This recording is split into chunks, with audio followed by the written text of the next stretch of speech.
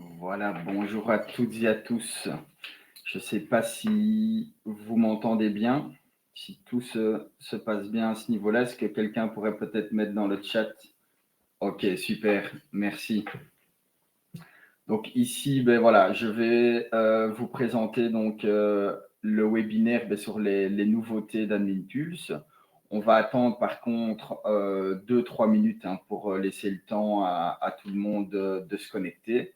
J'ai enregistré le webinaire au préalable, donc je vais vous passer la vidéo du webinaire. Mais moi, je reste ici en direct afin de répondre à vos questions. Donc, vous avez le chat. N'hésitez pas à poser toutes vos questions via le chat. Je le démarrer dans 2-3 minutes pour laisser le temps à tout le monde de se connecter.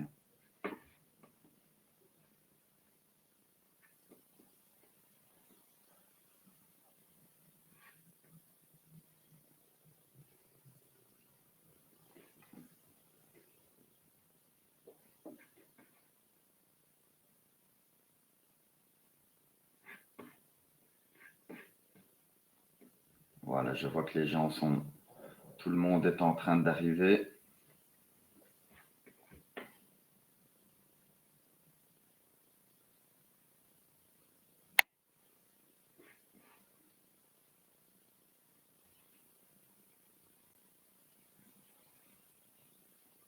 On va encore attendre une petite minute et puis on va démarrer.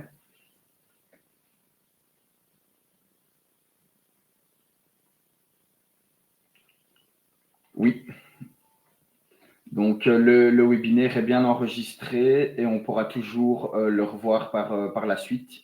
Vous allez recevoir un lien et vous pouvez toujours vous rendre sur notre site internet et on a une section webinaire, anciens webinaires, et vous pouvez toujours revoir tous nos anciens webinaires directement via notre site internet. Donc www.adminpulse.eu.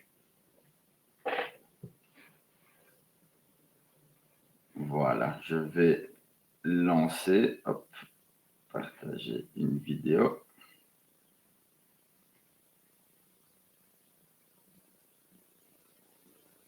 Bienvenue à toutes et à tous à notre webinaire sur les dernières évolutions de notre logiciel qui vont couvrir la période de fin 2024 jusqu'à juin 2025. Nous savons combien il est essentiel de rester informé des dernières mises à jour et améliorations que notre solution a à vous offrir. On va découvrir ensemble certaines des nouvelles fonctionnalités passionnantes que nous avons développées, mais on ne pourra bien sûr pas toutes les parcourir. Pour des raisons techniques, le webinaire a été préenregistré, mais je reste cependant en direct avec vous et donc à l'issue de la présentation, vous aurez l'occasion de poser vos questions via le chat. Restez donc bien connectés après le webinaire. Comme nous publions de nombreuses mises à jour chaque mois, il est évidemment impossible de toutes les passer en revue. Je vais donc me concentrer uniquement sur les plus importantes ou selon moi les plus intéressantes. Avant tout, pour celles et ceux qui ne le savent pas encore, vous pouvez suivre toutes nos mises à jour mensuelles via notre guide d'utilisation. Donc, vous allez dans le manuel, vous avez ici l'onglet Nouveautés produits, vous pouvez cliquer dessus. Et là, ici, vous avez l'onglet What News Belgique. Donc, c'est ici où va se retrouver l'ensemble de nos nouvelles implémentations. Si vous voulez vous abonner, donc vous pouvez cliquer ici pour s'abonner. Après avoir rentré vos informations personnelles, vous allez recevoir, dès qu'il y a une nouveauté dans Admin Pulse, un email sur votre boîte de réception. On va commencer maintenant avec la nouvelle grande implémentation, c'est les rôles d'utilisateurs personnalisables. Donc, les rôles utilisateurs déterminent quelle action une personne peut effectuer et quelles informations elle peut consulter. On va distinguer deux types de rôles dans AdminPulse, soit les rôles standards, donc il s'agit des rôles prédéfinis proposés par AdminPulse, ceux-ci n'ont pas été modifiés. Deuxième rôle, ce sont les rôles personnalisés. Donc, ce sont des rôles que vous pouvez créer et configurer vous-même. Cela vous permet d'attribuer des droits de lecture, d'écriture spécifiques par fonctionnalité. Vous pouvez ainsi définir de manière très précise ce que les collaborateurs peuvent voir, faire dans AdminPulse. On va donc voir maintenant comment créer un nouveau rôle paramétrable. Donc, pour ce faire, il faut se rendre sur la roue dentée des paramètres. Il faut aller dans Rôle d'utilisateur. Et là, il y a deux options qui s'offrent à vous. Soit on clique sur plus ajouter pour ajouter, créer un nouveau rôle. Ou alors, on peut ici copier un rôle déjà existant et repartir de ces paramètres-là.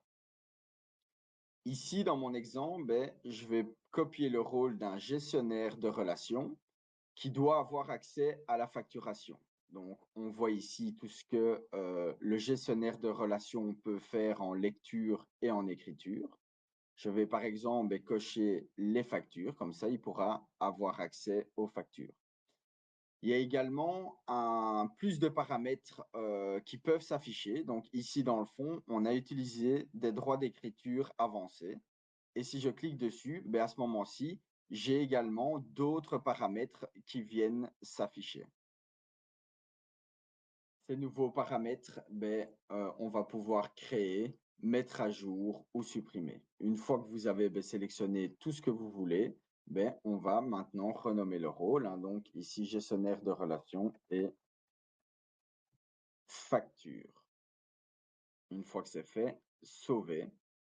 Et là, vos rôles vont s'afficher ici par ordre alphabétique. On peut bien sûr toujours modifier un rôle si il n'a pas été, je vais dire, attribué à un collaborateur. Une fois les rôles créés, il vous suffit de les attribuer comme vous en avez l'habitude. Donc, on est toujours dans les paramètres. On va dans les employés. Je choisis un employé et ici, j'ai l'onglet rôle où je peux définir un rôle à mon employé. Par exemple, ici, gestionnaire de relations et facture, le rôle qu'on vient de créer. Si vous souhaitez utiliser cette fonctionnalité, il faut en faire la demande via un ticket de support. Nous l'activerons ensuite pour vous. À partir de la prochaine mise à jour, cette fonctionnalité sera de toute façon activée pour tout le monde. Voyons à présent une nouvelle fonctionnalité, c'est la modification des documents avec l'éditeur Office 365 directement depuis AdminPulse. Donc, il est désormais possible d'ouvrir et de modifier des documents Word et Excel directement depuis AdminPulse, que ce soit dans votre navigateur ou via vos applications Word et Excel installées en local. Nous disposons désormais d'un moyen amélioré pour modifier les documents en complément de l'éditeur qui était déjà proposé par défaut. L'éditeur existant ne permettait pas toujours bien de conserver la mise en place, mais ce problème est maintenant résolu. Il est résolu bien sûr si vous décidez d'utiliser l'éditeur Office 365. En résumé, le principe est le suivant. Donc, avant de commencer à modifier un document, vous devez l'extraire. Cela signifie que vous le réservez temporairement afin qu'aucun autre utilisateur ne puisse y travailler en même temps.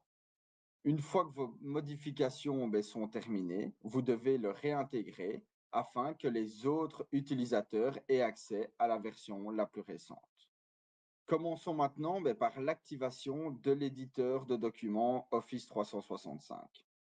Chaque utilisateur doit bien sûr configurer individuellement cette configuration via son propre profil.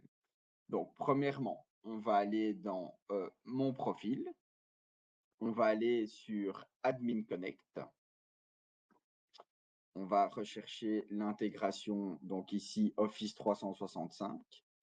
On va cliquer sur Connect. On va choisir son compte Office.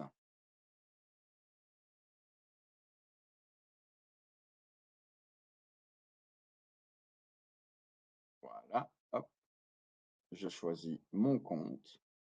Et là, on voit que la configuration est faite. Pour vérifier si la connexion est active, vous pouvez cliquer sur Valider la connexion. Là, on voit que la connexion est bien validée. Et si vous rencontrez des problèmes, vous pouvez cliquer ici afin de vous réauthentifier. Voilà, hop. OK, je quitte cette page. On va maintenant aller dans les documents. Donc ici, je me trouve dans le document management d'AdminPulse. À la fin de chaque ligne de document, vous avez ici la flèche pour ouvrir le menu de chaque document. Ici, il va avoir deux possibilités. Soit on ouvre le document dans l'application, donc ça c'est à utiliser si Office est installé localement sur votre ordinateur. Le document s'ouvrira alors dans votre application Word ou Excel. Ou alors, on peut ici l'ouvrir dans le navigateur. Et donc ça, c'est à utiliser si vous travaillez avec la version en ligne d'Office ou si vous ne disposez pas des applications Office installées en local. Dans mon cas, je vais l'ouvrir dans l'app. Une fois qu'on l'ouvre dans l'app, vous allez avoir un insigne comme vous voyez ici pour dire que le document est verrouillé et le document sera alors enregistré dans un dossier spécifique sur votre OneDrive. Le document est en train de s'ouvrir. Voilà. Le document est maintenant ouvert. Donc, on voit ici le document. Je vais faire des modifications dessus. Je vais mettre test, test, test. Voilà. Les modifications sont faites. Je peux directement quitter mon document. On voit, comme je vous expliquais tout à l'heure, que le document est verrouillé. Donc, comme ça, personne ne sait rentrer dans le document actuellement. Il est temporairement bloqué pour les autres utilisateurs. Si je clique ici, je peux maintenant le déverrouiller. Comme ça, une fois que le document est déverrouillé, une nouvelle personne peut maintenant aller faire des modifications dessus. Je clique sur le document. Voilà, qu'est-ce que je vois?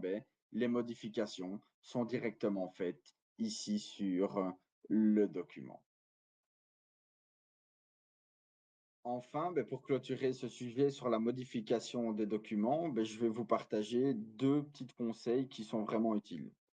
Donc, si on veut savoir rapidement quel document on a extrait mais pas encore déverrouillé, on a une astuce pour ça dans AdminPulse. Donc, dans l'onglet Documents, on a ici la zone plus de filtres et on peut sélectionner le filtre verrouillé par. Donc, voilà, hop. Ensuite, on peut sélectionner son nom dans le menu déroulant pour afficher uniquement nos documents. Vous pouvez aussi choisir le nom, par exemple, d'un collègue pour voir ces documents qui sont verrouillés et pas encore déverrouillés. En tant qu'administrateur, vous pouvez configurer dans les paramètres généraux, donc hop, paramètres généraux, sous l'onglet Documents. Donc, ici, on peut activer l'envoi d'un rappel aux utilisateurs lorsqu'ils laissent des documents qui sont verrouillés depuis trop longtemps. Pour cela, il faut simplement activer l'option afficher les documents qui n'ont pas encore été déverrouillés. Ici, dans mon cas, on voit qu'elle est déjà activée.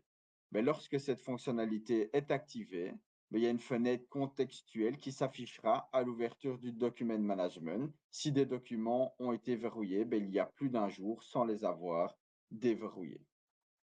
Le message d'alerte pop-up continuera à s'afficher tant que les documents n'auront pas été verrouillés.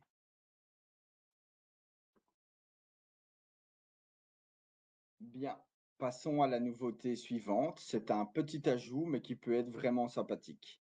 Depuis janvier, il est désormais possible, dans une fiche employée, de compléter la date de naissance de la personne. Donc, les membres d'une même équipe peuvent alors recevoir une notification la veille de l'anniversaire d'un collègue.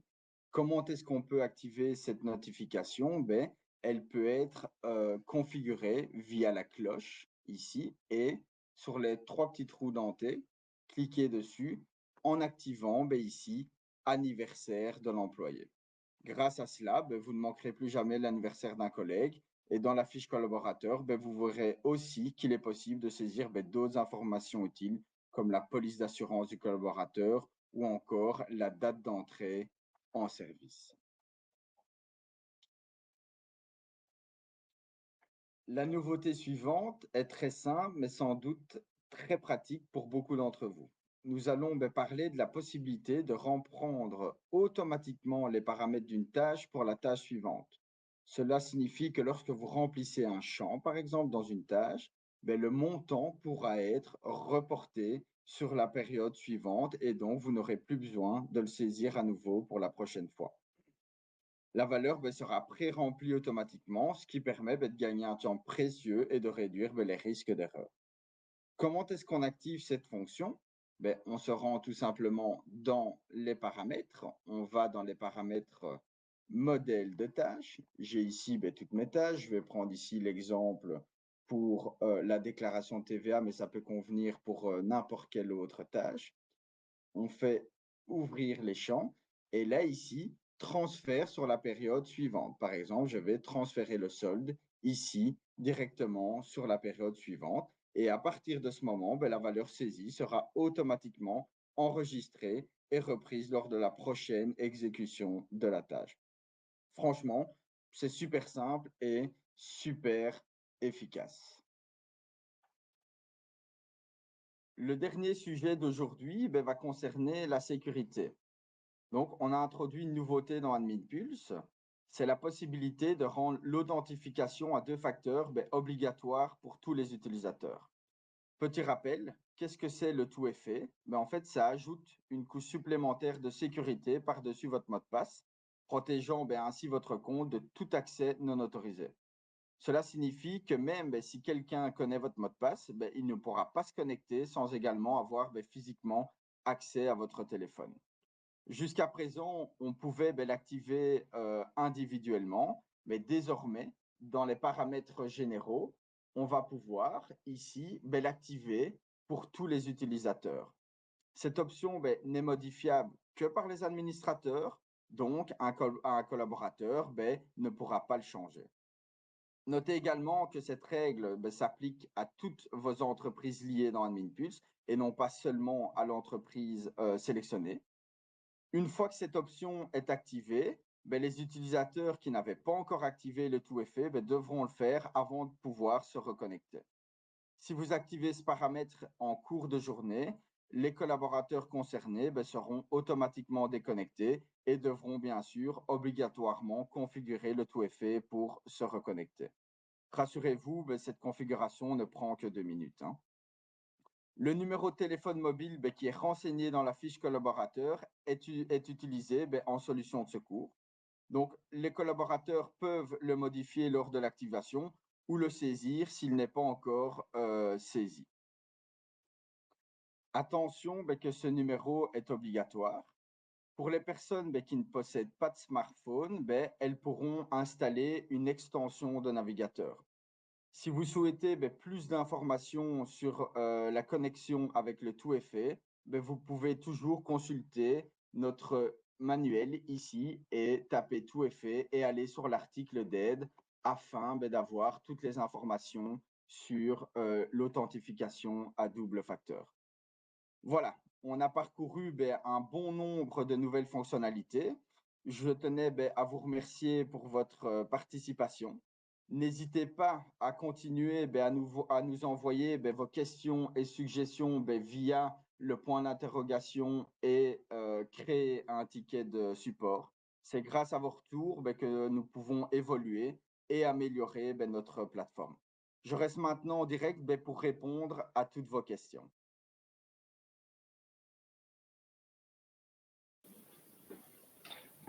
Voilà, je suis de retour, donc je vais arrêter la vidéo. Donc, n'hésitez pas à poser vos questions dans le chat, hein. Je suis là pour y répondre. J'en ai déjà répondu à certaines via le chat. Ici, j'ai une question de Monsieur Gillet. Dès qu'une tâche est accomplie, est-il possible que la facture soit établie et envoyée au client? Oui.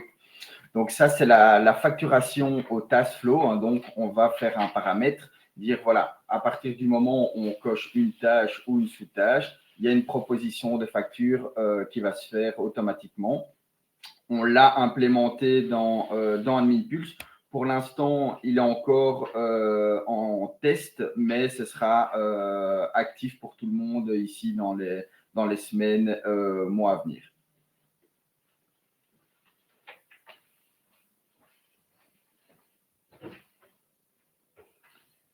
S'il y a des questions, n'hésitez pas à les poser via le chat. Au niveau des tâches, est-il possible d'avoir le modèle pour le versement anticipé où vous créez un courrier adaptatif avec le QR code?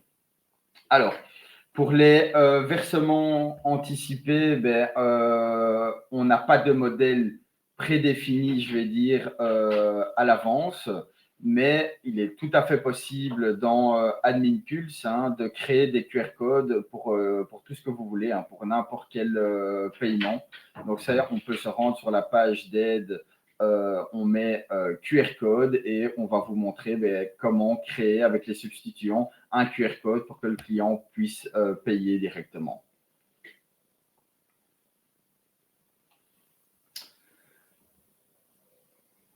Alors, quel est le but de reprendre les données d'une tâche à l'autre? J'aimerais pouvoir faire une liaison entre les tâches. Ce n'est toujours pas possible du coup.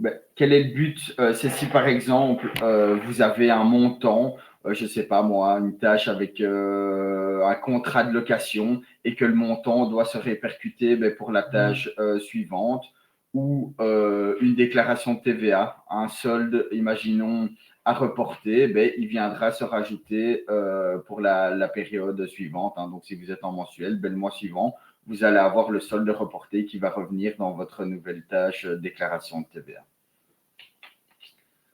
Alors, Monsieur Nieuse, merci pour la remarque. Je vais en faire part directement alors au programmeur, hein. Je la note.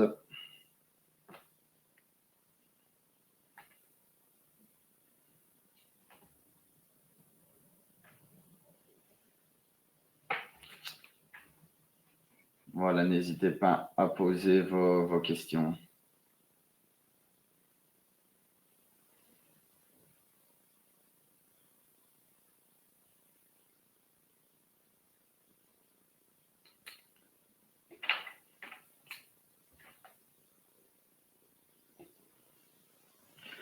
Monsieur Nieuse, quand vous dites que vous ne recevez pas le code via SMS?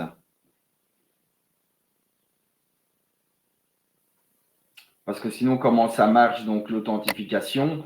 Moi, j'ai une application sur c'est Google Authentificator sur mon GSM. Et donc, quand je dois me connecter à AdminPulse, je dois mettre bien sûr mon adresse email, mon mot de passe, plus le code renseigné dans l'application. Comme ça, c'est très important. Si maintenant vous faites hacker votre mot de passe, ce qui peut arriver bien sûr, la personne ne pourra pas se connecter dans votre compte AdminPulse puisqu'elle n'aura pas accès physiquement à votre GSM, à votre application.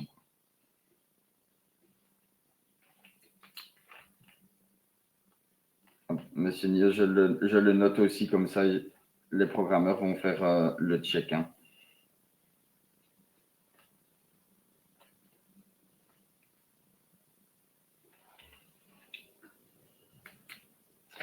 Oui, donc le lien avec TwinTax est en cours. Donc, on est déjà lié à TwinTax, hein. Donc, TwinTax va envoyer les documents, etc., directement dans AdminPulse.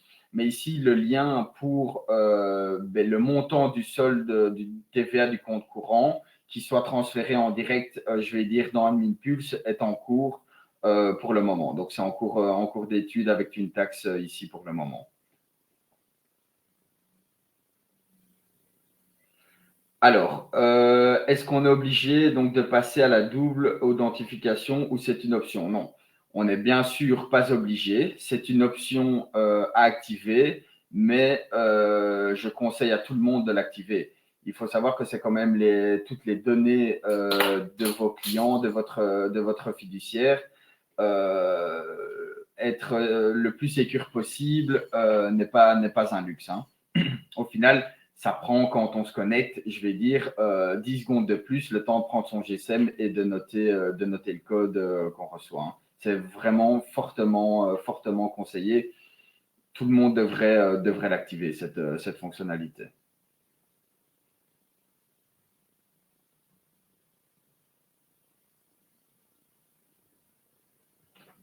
Alors, est-il possible d'ajouter la possibilité de lier une tâche à une mission via les actions globales ou de définir une autre mission par défaut pour un modèle de tâche que la mission standard? On peut bien sûr relier n'importe quelle tâche aux missions, hein. Donc ça, c'est dans les paramètres, hein. Quand vous avez vos missions, vous pouvez aller paramétrer votre tâche aux missions dans les paramètres. Ça s'appelle exactement donc les paramètres dans modèle de mission.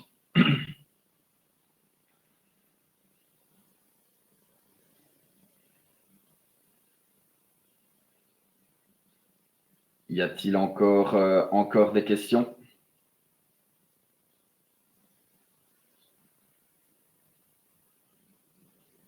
Merci Laurent.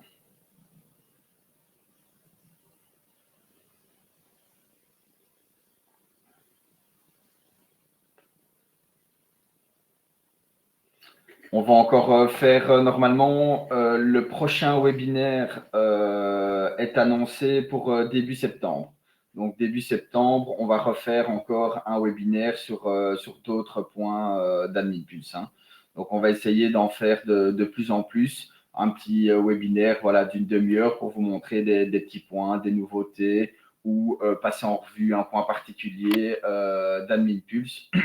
Comme ça, ça permet à tout le monde voilà, d'avoir un petit cours, un petit refresh de sa mémoire sur comment utiliser AdminPulse, hein.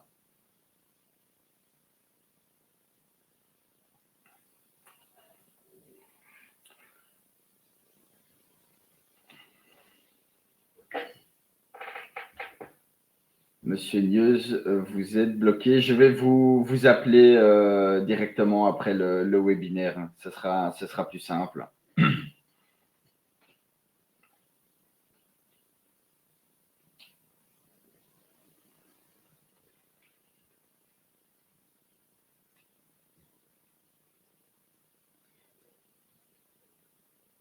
Voilà, si je pense qu'il n'y a plus de questions, on va tout doucement terminer l'événement. J'attends encore une petite minute.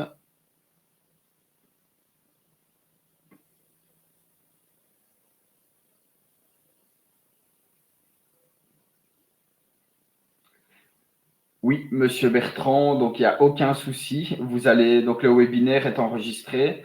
Vous allez pouvoir le revoir. Donc vous allez sur notre site internet, hein, sur www.adminpulse.eu. Il y a une section webinaire et dans les anciens webinaires, vous allez pouvoir toujours revoir tous nos événements, nos webinaires, etc. directement via notre site internet.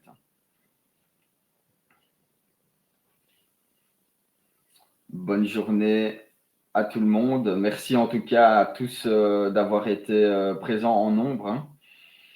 Donc, on a fait le webinaire en français ici, cette partie-ci, avant aussi en néerlandais, et on a eu plus de 700 participants. Donc, c'est super. Merci à tous d'être présents.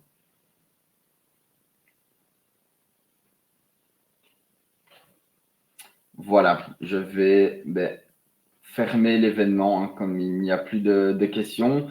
Je souhaite à tout le monde une bonne journée et une bonne semaine et encore un grand merci d'avoir été présent, hein. Et n'oubliez pas, en septembre, vous allez recevoir, comme pour ce webinaire-ci, encore un email et un pop-up sur AdminPulse pour s'inscrire à notre webinaire qui se déroulera début septembre. Voilà, bonne journée à tout le monde. Au revoir.